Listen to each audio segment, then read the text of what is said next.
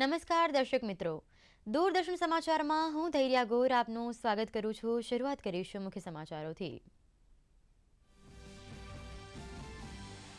પ્રધાનમંત્રી નરેન્દ્ર મોદી આજે Commonwealth legal education association Commonwealth attorney અને સોલિસિટર જનરલ કોન્ફરન્સ 2024નું કરશે ઉદ્ઘાટન. ન્યાય વિતરણમાં સરહદ પારના પડકારો પર થશે ચર્ચા.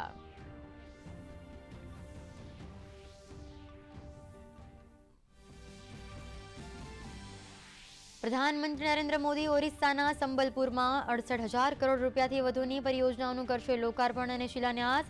પ્રાકૃતિક ગેસ, કોલસો અને વીજ ઉત્પાદન સંબંધિત પરિયોજનાની અપાશે ભેટ.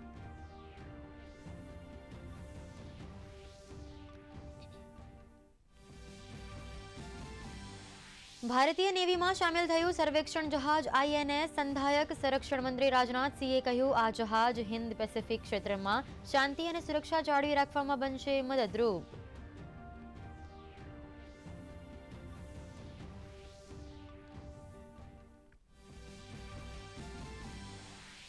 ભાજપ અધ્યક્ષ JP નડ્ડા આજથી હિમાચલ પ્રદેશના 2 દિવસના પ્રવાસે. ધર્મશાળામાં આજે રોડ શો બાદ જનસભાને કરશે સંબોધિત.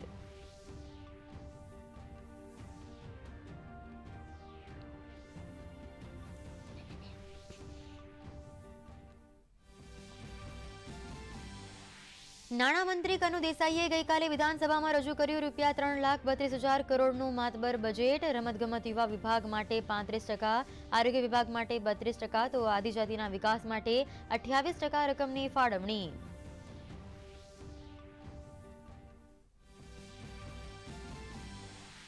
નવસારી, ગાંધીધામ, મોરબી, વાપી, આણંદ, મહેસાણા, વઢવાણને મળશે મહાનગરપાલિકાનો દરજ્જો.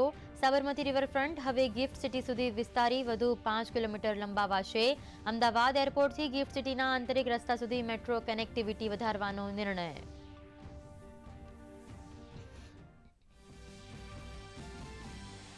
રાજ્યમાં વેટલેન્ડ બર્ડ્સની ગણતરી સાથે કરાઈ વેટલેન્ડ ડેની ઉજવણી. પોરબંદરમાં નોંધાયા 49,000 કરતાં વધુ પક્ષીઓ. મહીસાગર જિલ્લામાં લુપ્ત થતી પ્રજાતિ રેડ ક્રેસ્ટેડ પ્રોચાર્ડ અને ગાજહંસ બન્યા આકર્ષણનું કેન્દ્ર.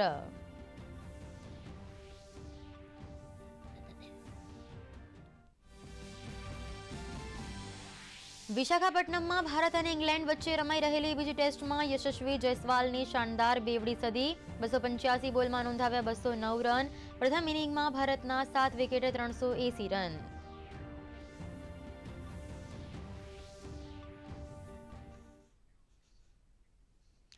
હવે સમાચાર વિગતવાર. પ્રધાનમંત્રી નરેન્દ્ર મોદીએ આજે નવી દિલ્હીના વિજ્ઞાન ભવનમાં Commonwealth legal education association Commonwealth attorney અને સોલિસિટર જનરલ કોન્ફરન્સ 2024નું ઉદ્ઘાટન કર્યું છે. તો આવો નિહાળીએ જીવન પ્રસારણ. India had perceived the world's only university dedicated to forensic science. Students, law faculty, and even judges from various countries can be helped to explore short courses here. Further, there are many international institutions related to justice delivery. Developing countries can work together to get greater representation in them.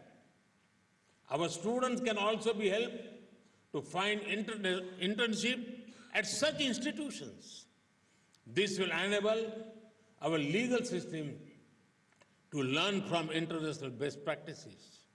Friends, India inherited a legal system from colonial times, but in the last few years, we made a number of reforms to it. For example, India had done away with thousands of obsolete laws for colonial times. Some of these laws had the potential to become tools of harassment of people. This has boosted ease of living and ease of doing business. India is also modernizing laws to reflect the present realities. Now, the 3 new legislations have replaced more than 100-year-old colonial criminal laws. Earlier, the focus was on punishment and penal aspects. Now, the focus is on encouraging justice. Therefore, citizens have a sense of assurance rather than fear. Friends, technology can also have a positive impact on justice. In the last few years, India has used drones to map places and provide clear property cards to rural people. Disputes reduce, the possibility of litigation reduces, and the justice system load decreases, making it more efficient. Digitization has also helped many courts in India take proceedings online. This has helped people access justice even from far away locations. India is happy to share its learning in this regard with our countries. આપ નિહાળી રહ્યા હતા વિજ્ઞાન ભવનથી પ્રધાનમંત્રીનું જીવન પ્રસારણ. સમાચારમાં આગળ વધીએ તો પ્રધાનમંત્રી નરેન્દ્ર મોદી આજે ઓરિસ્સાના સંબલપુરમાં 68,000 કરોડથી વધુના ખર્ચની અનેક પરિયોજનાઓનું લોકાર્પણ અને શિલાન્યાસ કરશે. પીએમ જગદીશપુર હલ્દિયા અને બોકારો ધામરા પાઇપલાઇન પરિયોજનાના ધામરા અંગુલ પાઇપલાઇન ખંડનું ઉદ્ઘાટન કરશે. પ્રધાનમંત્રી ઉર્જા ગંગા હેઠળ રૂપિયા 2,450 કરોડથી વધુના ખર્ચે નિર્મિત આ પરિયોજના ઓરિસ્સાને નેશનલ ગેસ ગ્રીડ સાથે જોડશે. પ્રધાનમંત્રી અંદાજે રૂપિયા 28,980 કરોડના ખર્ચની અનેક વિદ્યુત પરિયોજનાઓનું લોકાર્પણ અને શિલાન્યાસ પણ કરશે. પ્રધાનમંત્રી ઓરિસ્સાના ઝારસુગુડા જિલ્લામાં 550 કરોડ રૂપિયાથી વધુના ખર્ચે બનેલ આઈબી વેલી વોશરીનું પણ ઉદ્ઘાટન કરશે. આ સિવાય પ્રધાનમંત્રી રૂપિયા 2,146 કરોડની રેલવે પરિયોજનાનું લોકાર્પણ અને શિલાન્યાસ કરશે. પ્રધાનમંત્રી આઈઆઈએમ સંબલપુરના કાયમી કેમ્પસનું ઉદ્ઘાટન પણ કરશે. આ ઉપરાંત તેઓ ઝારસુગુડા પ્રધાન ડાકઘર વિરાસત રાષ્ટ્રને સમર્પિત કરશે.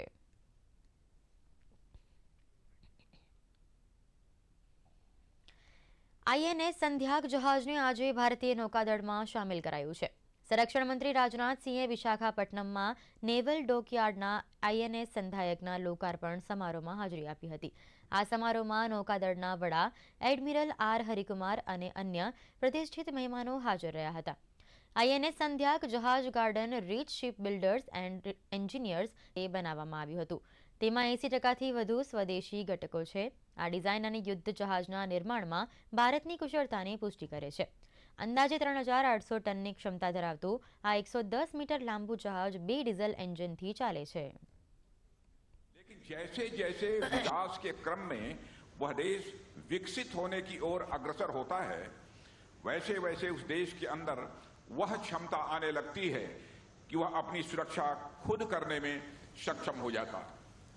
और इसके बाद हमें तीसरी स्टेज भी देखने को मिलती है, जब वह देश इतना शक्तिशाली हो जाता है कि वह अपनी सुरक्षा तो करता ही है, साथ ही साथ अपनी फ्रेंडली नेशन की सुरक्षा करने में भी वह सक्षम हो जाता है. साथियों, पहले स्टेज से तीसरे स्टेज तक पहुंचने में हमें कई सारे परिवर्तन भी देखने को मिलते हैं, लेकिन उन परिवर्तनों में एक बहुत ही बारीक चीज पर मैं आप सभी का ध्यान यहां आकर्षित करना चाहता हूं.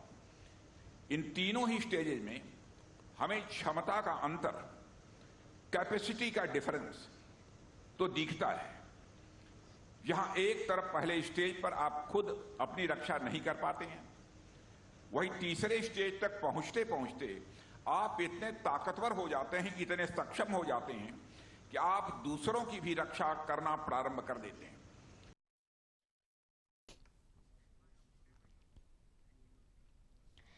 ભાજપ અધ્યક્ષ જેપી નડ્ડા આજે હિમાચલ પ્રદેશની 2 દિવસની યાત્રાના ભાગરૂપે કાંગડા પહોંચશે.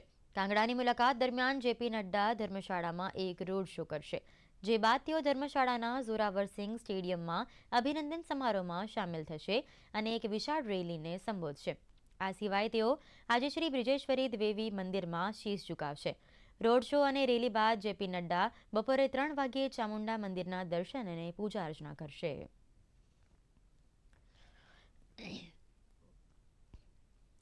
મુખ્યમંત્રી ભૂપેન્દ્ર પટેલે આજે અમદાવાદના વેજલપુર વિધાનસભા વિસ્તારમાં સ્ટાર્ટઅપ ફેસ્ટિવલ ખુલ્લો મૂક્યો હતો.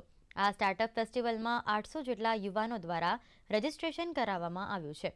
આ અંગે ધારાસભ્ય અમિત ઠાકરે જણાવ્યું હતું કે રાજ્યમાં 10,000 જેટલા સ્ટાર્ટઅપ્સ રજીસ્ટર થયા છે, જેમાંથી 4,100 સ્ટાર્ટઅપ્સ અમદાવાદમાં રજીસ્ટર થયા છે, જેમાં સૌથી વધુ વેજલપુર વિસ્તારમાં નોંધાયા છે.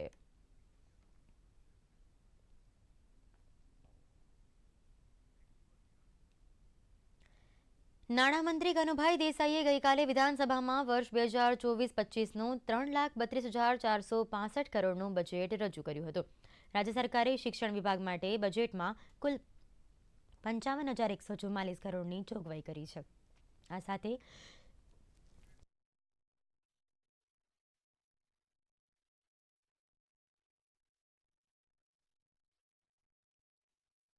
એટલે કર્તવ્ય કાળમાં ગુજરાતના વિકાસ માટે જે 4 મુખ્ય વર્ગો પર ભાર મૂકવામાં આવેલ છે, આ 4 વર્ગો છે ગરીબ, યુવા, અન્નદાતાઓ અને નારી શક્તિ. આ બજેટમાં 4 વર્ગોના સર્વાંગી વિકાસ માટે પોષણ, આરોગ્ય, શિક્ષણ પર વધુ ભાર મૂકી માનવ સંસાધનોનો વિકાસ કરવા જરૂરી જણાય છે.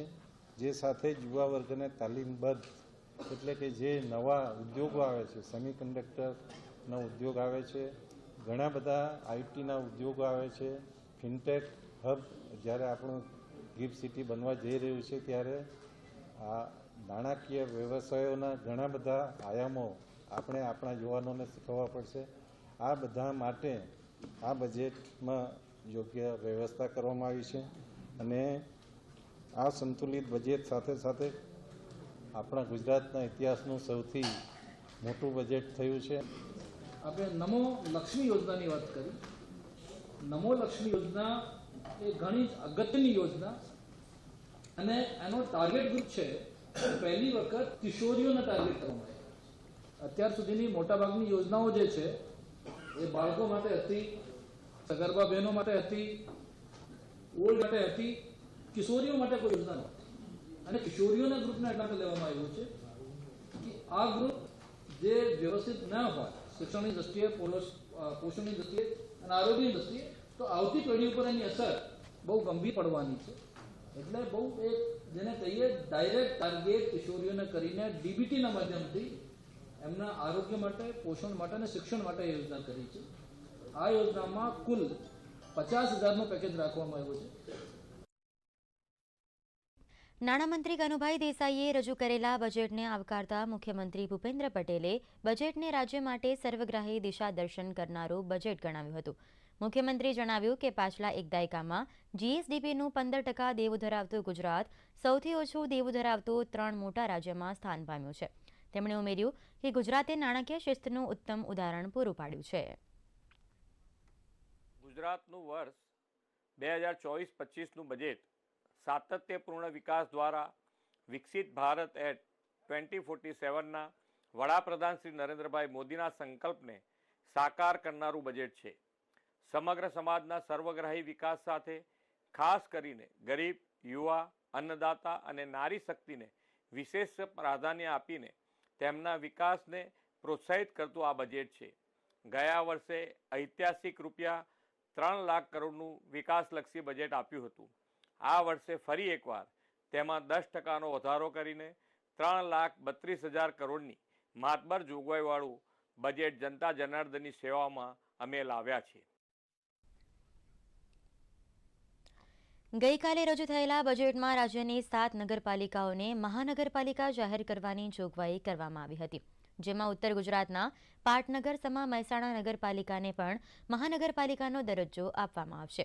આ અંગે નગરપાલિકાના ચીફ ઓફિસરે જણાવ્યું હતું કે મહાનગરપાલિકાના બનતા શહેરની ફરતે 5 કિલોમીટરના વિસ્તારમાં આવેલા 16 જેટલા ગામોને મહાનગરમાં સમાવેશ કરાશે. સાથે જ કુલ 4.26 લાખની જનસંખ્યા મહાનગરમાં ભળશે. ગ્રામ્ય વિસ્તારોનો પણ શહેરની જેમ સુઆયોજિત વિકાસ થશે. મહાનગરપાલિકા જાહેર થાય એટલે સૌ પ્રથમ તો જે પણ મહેસાણા નગરપાલિકાના હયાત વિસ્તાર છે તેમાં વધારો થશે. નજીકના જે પણ ગામડાઓ છે 3 કિલોમીટર સુધીના લગભગ 16 જેટલા ગામડાઓ છે તે ગામડાઓ મહાનગરપાલિકા વિસ્તારમાં સમાવિષ્ટ થશે. જે ગ્રાન્ટ મળે છે હાલ સ્વર્ણિમ જયંતિ શહેરી વિકાસ યોજના હેઠળ વાર્ષિક 7.5 કરોડની, તે અંદાજિત 20 થી 25 કરોડ રૂપિયા જેટલી મળશે. વધુમાં અન્ય ગ્રાન્ટો જેમ કે વ્યવસાય વેરા છે, ખેતી વિષયક ગ્રાન્ટ છે, શિક્ષણ ઉપકરની ગ્રાન્ટ છે, કે રોડ રિસર્ફેસિંગની ગ્રાન્ટો છે તેની પણ ક્વોન્ટમમાં જે અત્યારે 1 કરોડ આ વર્ષે મળેલી છે તેમાં લગભગ 5 થી 7 કરોડ જેટલી એ પણ ગ્રાન્ટ મળશે. આમ કુલ વિકાસ કામોમાં મળતા નાણાંમાં વધારો થશે. દેવભૂમિ દ્વારકા જિલ્લાના કલેક્ટર તરીકે જીટી પંડ્યાએ ગઈકાલે ચાર્જ સંભાળ્યો હતો.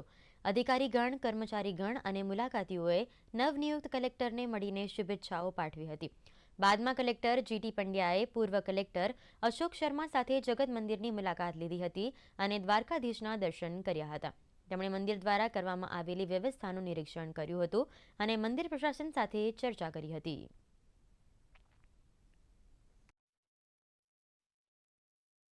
દ્વારકા કલેક્ટર તરીકે મેં અશોક શર્મા સાહેબ પાસેથી ચાર્જ લીધેલ છે. જે યાત્રિકો દ્વારકાધીશના દર્શન કરવા આવે છે, બેટ દ્વારકાના દર્શન કરવા આવે છે, તેમના માટે જિલ્લા વહીવટીતંત્ર દ્વારા અશોક શર્મા સાહેબના માર્ગદર્શન નીચે જે યાત્રિકોની સુવિધા માટે પગલાં લેવામાં આવેલા છે તે હું આવકારું છું અને એમણે જે મને સૂચન કરેલા છે તે મુજબ આગળ એમણે જે કાર્ય કરેલા છે એમને આગળ વધારીશ અને યાત્રિકોને વધારેમાં વધારે સુવિધા પ્રાપ્ત થાય એ પ્રમાણેના મારા પ્રયત્ન રહેશે. અમરેલી જિલ્લાના વાસિયાળી ગામના એક ખેડૂત ગાય આધારિત ઓર્ગેનિક ખેતી કરીને સારી આવક મેળવી રહ્યા છે. ખેડૂત ભાવેશભાઈએ ઓર્ગેનિક પદ્ધતિથી સરગવાનું વાવેતર કર્યું છે. તેમણે સરગવાની શીંગના 1 કિલોના 600 રૂપિયા મળી રહ્યા છે. 2.5 વીઘામાંથી 2 થી 3 લાખની આવક થઈ રહી છે.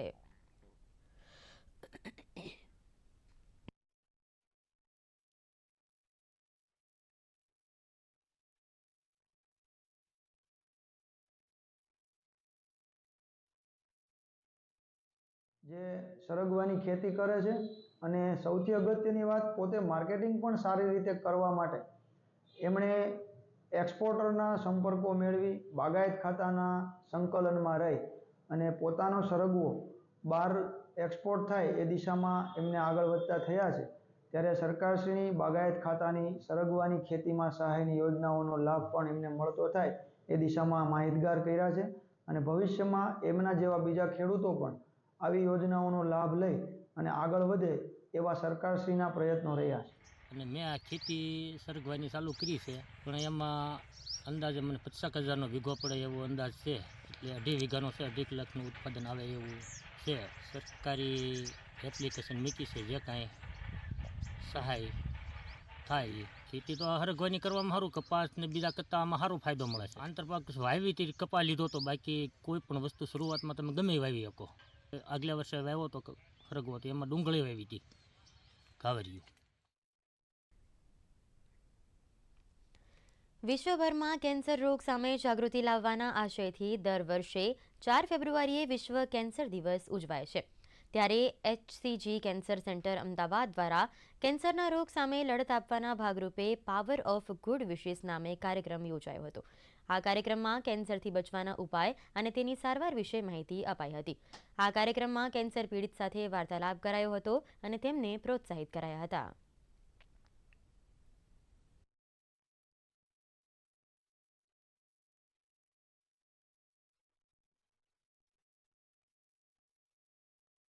ડેફિનેટલી કેન્સર આજના જમાનામાં જે રીતની ટ્રીટમેન્ટ મોડેલિટીઝ ઊભી થઈ છે, જે રીતના ઇનોવેશન્સ થયા છે, એ જોતાં મોટાભાગના કેન્સર્સ મટી શકે છે અને ડેફિનેટલી જો નિદાન વહેલું કરવામાં આવે તો કેન્સર 100% મટી શકે છે. અને દર્દીના સગાઓએ એક પોઝિટિવ એટીટ્યૂડ રાખવો જોઈએ, જેથી કરીને દર્દીનું આઉટકમ પણ સારો થાય અને ઓવરઓલ ટ્રીટમેન્ટ સારી રીતે લઈ શકે. કે ઇન્ડિયામાં લોકો કેન્સર માટે આજે તમારા ઘરમાં પણ કોઈને કેન્સર થયું તો બાજુવાળાને ખબર ના પડે એવી એક વૃત્તિ છે. તો એ બંધ કરવાની જરૂર છે. એ લોકોને એ મિથ્યામાંથી બહાર લાવવાની જરૂર છે કે કેન્સર ચેપી રોગ નથી. કેન્સર શેનાથી થાય છે એ પબ્લિકને જણાવો તમે, અને કેન્સરના ચિહ્નો શું છે એ સમજાવો, અને એને કેન્સરને અર્લી ડિટેક્ટ કરવું કેમ જરૂરી છે એ અગત્યની વાત સમજાવો કે એનાથી ગભરાશો નહીં. અને કેન્સર ચેપી રોગ નથી, કેન્સર મટી શકે છે, કેન્સર એટલે કેન્સર નહીં, એ બધી અવેરનેસ જો ગવર્મેન્ટ હેલ્પ કરે તો ઘણો બધો મોટો ઇમ્પેક્ટ આવી શકે એમ છે. ફેમિલી, તમારું પોતાનું ફેમિલી એ તમારા માટે બહુ સપોર્ટ કરી શકે છે અને એને જ પોઝિટિવ સૌથી વધુ રહેવું જરૂરી છે. કેન્સરની ટ્રીટમેન્ટ સારી અને સાચી કરાવવી જોઈએ. આ સિવાય કોઈ વસ્તુ છે નહીં. લોકોનો જે વ્યૂ હોય છે એ આના માટે તદ્દન ખોટો છે. આ 100% મટી શકે. સારા એટલે પરફેક્ટ ટાઈમે જો એની ટ્રીટમેન્ટ થાય તો 100% મટી શકે છે. આ વસ્તુ શ્યોર છે. અમદાવાદના રવિશંકર રાવળ કલાભવનમાં ચિત્રકલા પ્રદર્શન યોજાયું છે. અયોધ્યામાં બનેલા રામ મંદિરની વધામણી માટેના આ ચિત્ર પ્રદર્શનને ગઈકાલે ખુલ્લું મૂકવામાં આવ્યું હતું. આ ચિત્ર પ્રદર્શનનો લાભ નાગરિકો આવતીકાલ સુધી સવારે 10 અને સાંજના 7 વાગ્યા સુધી લઈ શકશે. આ ચિત્ર પ્રદર્શનમાં પ્રભુ શ્રી રામના જીવનના વિવિધ પ્રસંગો અને તેમની નયનરમ્ય તસવીરો પ્રદર્શિત કરવામાં આવી છે.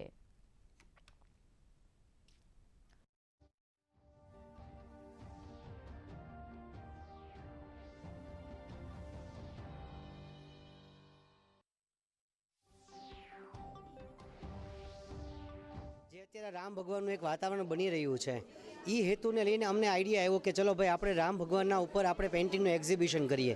એટલે એ હેતુને લક્ષ્યમાં લઈને અમે લોકોએ ખાસ અમે ભાવનગર કલા અમદાવાદની કલા જનતાને જણાવવા માંગીએ છીએ કે આ એક્ઝિબિશન તમે લોકો નિહાળો.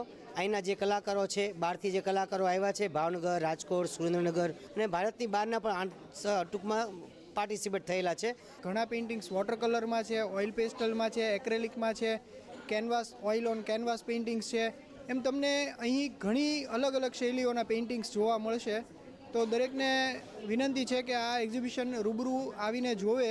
અમને તારીખની જાણ થઈ એ દિવસે જ તે અમે નક્કી કર્યું હતું કે આપણે 22 તારીખે પ્રાણ પ્રતિષ્ઠા થાય એ દિવસે જ તે આપણે આ રામ ભગવાનના ચરણોમાં આ પ્રદર્શન સમર્પિત કરીએ. અને અમને આ વાતનો ગૌરવ છે કે અમે આટલા વર્ષોના રાહના અંતે અમને આ પ્રદર્શન કરવાનો મોકો મળ્યો.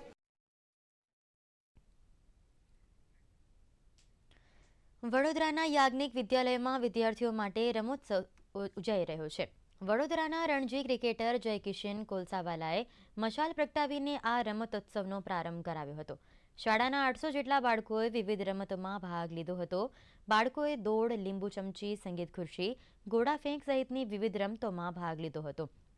આ રમતોત્સવમાં પ્રથમ, દ્વિતીય અને તૃતીય ક્રમાંકે આવનાર રમતવીરોને ગોલ્ડ, સિલ્વર અને બ્રોન્ઝ મેડલ આપી સન્માનિત કરાયા હતા.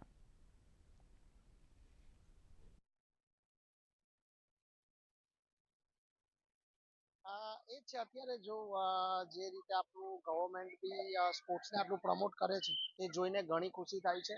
અને આવનારા ટાઈમમાં હું એવું ઈચ્છું છું કે એવરી ઘરેથી કોઈ બી એક સ્પોર્ટ્સ રમો જેનાથી તમારી હેલ્થ સારી. અમે જે કંઈ પ્રધાનમંત્રી શ્રીની જે યોજનાઓ છે રમત ગમત ક્ષેત્રે કે ભાઈ દરેક બાળક છે એના બાળપણથી જ રમત માટેના જે અંકુરણ છે એના દિમાગમાં ને એના જે કંઈ થોટ છે એમાં ફૂટવા જોઈએ.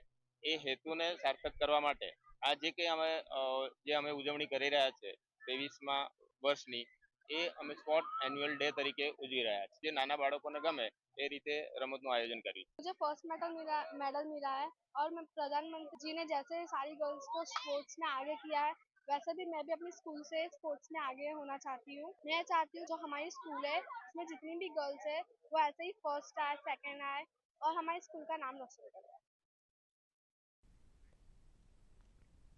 આવતીકાલે અમદાવાદના સાયન્સ સિટી ખાતે ધ્યાન યોગ શિબિર યોજાશે. આ શિબિરમાં ઓશો રજનીશની વિચારધારા વિશે અને તેમના જીવનના રહસ્યો વિશે માહિતી આપવામાં આવશે. ગુરુ સિદ્ધાર્થ ઓલિયા શિબિરમાં હાજર રહેનારા તમામ લોકોને ઓશોની વિચારધારા વિશે માહિતગાર કરાશે.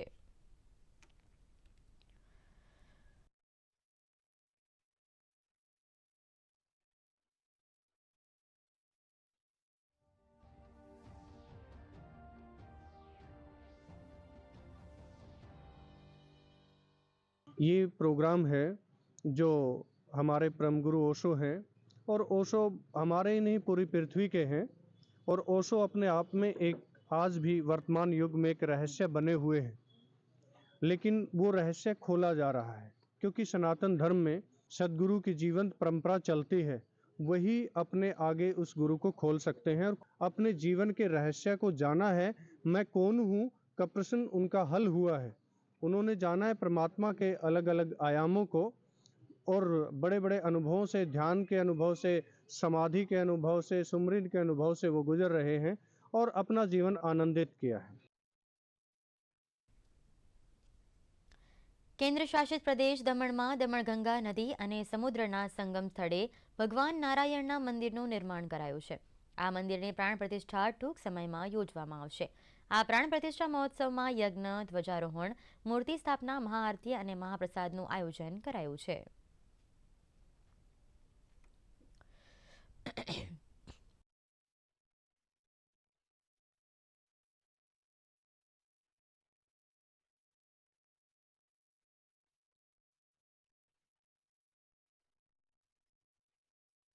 समुद्र नारायण भगवान के अंदर आस्था रखने में माची समाज बहुत ही आस्था भगवान के अंदर रखते हैं। उनका दर्शन जब तक नहीं करते हैं तब तक वो लोग अपने धंधा रोजगार के लिए समुद्र में जाते नहीं हैं। तो वर्षों की इनकी परंपरा है और यहाँ पुनः भगवान समुद्र नारायण की प्राण प्रतिष्ठा की आज स्थापना हो रही है। मंदिर ये लोग पत्थर का नया बनाया है। पूरा समाज आज समुद्र नारायण भगवान में बन गया है। 3-4 महीने से चल रहा था समुद्र नारायण की जो प्राण प्रतिष्ठा थी, तो आज ये दिन हम लोग ने खास मुहूर्त देख के विधिवत किया है। हम हर पूनम को महाआरती करेगा। ये क्या है कि डेस्टिनेशन होएगा दमन का, कि दमन में एक टूरिज्म सेंटर, कि यहाँ लोग आरती के समय में महाआरती समय के आएगा और सामने हमारा जो समंदर है, जैसे गंगा होती है वैसे गंगा नदी है, तो यहाँ भी लोग ये देख के लोग प्रसन्न होंगे। मंदिर जो बना है इंटरलॉकिंग सिस्टम है, तो ये भूकंप वगैरह आएगा तो उससे खास इफेक्ट नहीं होएगा। ગઈકાલે વેટલેન્ડ દિવસ નિમિત્તે મહીસાગર જિલ્લામાં વેટલેન્ડ બર્ડ્સની 2 તબક્કામાં ગણતરી કરવામાં આવી હતી. પ્રાથમિક તબક્કામાં 37 જલપ્લાવિત વિસ્તારોમાં ગણતરી કરવામાં આવી હતી. યાયાવાર પક્ષીઓની 20% પ્રજાતિઓ ઉપરાંત એની સંખ્યા 10,000 કરતાં વધુ નોંધાઈ હતી, જેમાં લુપ્ત થતી પ્રજાતિ રેડ ક્રેસ્ટેડ પોચાર્ડ અને ગાજવંશે મુખ્ય આકર્ષણ બન્યા હતા.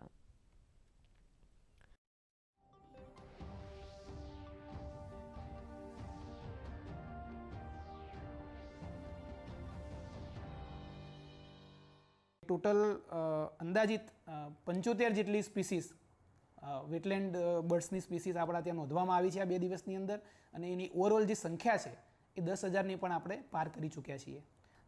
આપણા ત્યાં જે રેસિડેન્ટ સ્પીસીસ જે આવેલી છે એ બધાને મોટાભાગે ખબર છે કે ગ્રીપ્સ છે, હેરોન્સ છે, કોર્મોરેન્ટ્સ છે, ડાર્ટર છે, કિંગફિશર છે, કોમડક છે, આ બધા રેગ્યુલર અહીંયા જોવા મળતા હોય છે. પણ જ્યારે રેસિડેન્ટની સાથે સાથે માઇગ્રેટરી સ્પીસીસ આપણી શિયાળામાં આવવાની શરૂઆત થાય છે, તો એમાં આપણે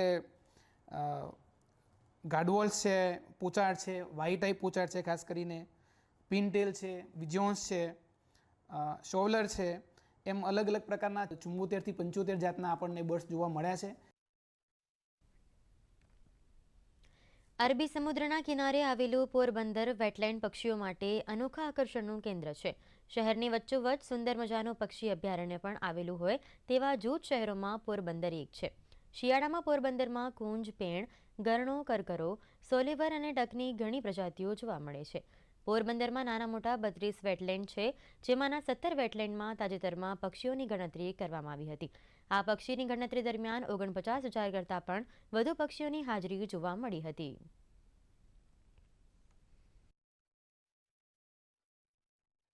આ પક્ષીઓની ગણતરી કરતાં કુલ 49,075 જેટલા પક્ષીઓ જે છે એ ગણતરીમાં આવેલા હતા, અને 155 જેટલી પ્રજાતિઓ આપને જોવામાં આવેલી હતી. અને ખાસ કરીને 2009ની અંદર જે મેં આપને વાત કરી, જે પોરબંદરને પક્ષીનગર તરીકે જાહેર કરવામાં આવેલું હતું. અને આ જે યાયાર પક્ષીઓ આવે છે એમાં જે કુંજ છે, એમાં એક જે કુંજ છે એ ટેગ કરેલી જે આવેલી હતી એ મંગોલિયાથી આવેલી હતી, અને બાકીના જે કંઈ યાયાવર પક્ષીઓ છે એ યુરોપ કન્ટ્રીની અંદરથી અહીંયા આવે છે. હાલ સમાચારમાં બસ એટલું જ. ત્યાં સુધી રજા આપશો. નમસ્કાર.